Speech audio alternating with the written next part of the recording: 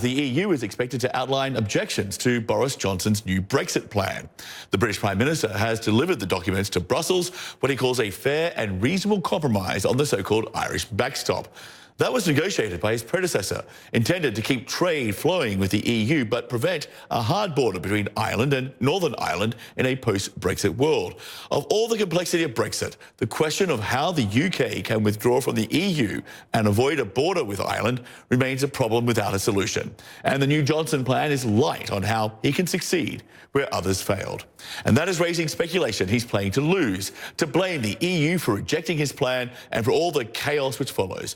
At the Conservative Party's annual gathering, he rallied the faithful, promising Brexit will happen on time by the end of this month, despite a law that prohibits Britain leaving the EU without a deal, something Johnson calls the surrender bill. That is why we are coming out of the EU on October the 31st, come what may. Conference.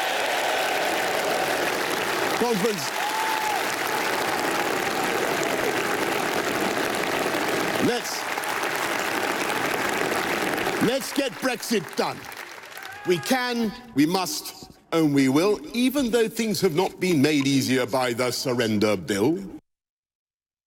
CNN's European Affairs commentator Dominic Thomas joins us now from Los Angeles. OK, Dominic, here is the Prime Minister, a little more from him in his own words on withdrawing the UK from the EU and at the same time avoiding that border on the island of Ireland. Here he is. Listen to this. We will, under no circumstances, have checks at or near the border in Northern Ireland. We will respect the peace process and the Good Friday Agreement. And at the same time, we will allow the UK, whole and entire, to withdraw from the EU with control over our own trade policy from the start. It's all great stuff. The only problem, it seems, that those two statements cannot coexist. I think it's an either-or proposition, and Johnson hasn't really explained how they can happen simultaneously.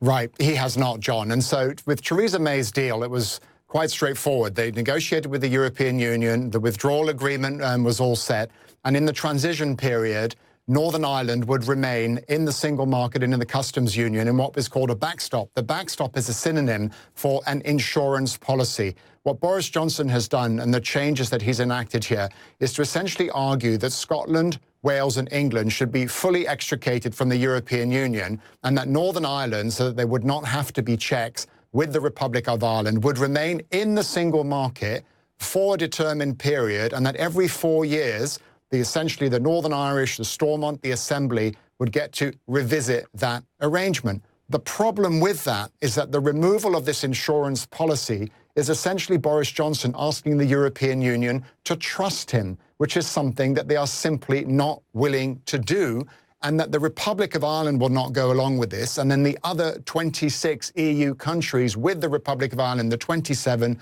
will simply not go along with that. So there's changes, there's proposals here, but it does not deal with the fundamental question of protecting the integrity of the trade relationship, the personal relationship of the island of Ireland, or the integrity of the European Union's policy. And so this deal will go nowhere for just those few reasons.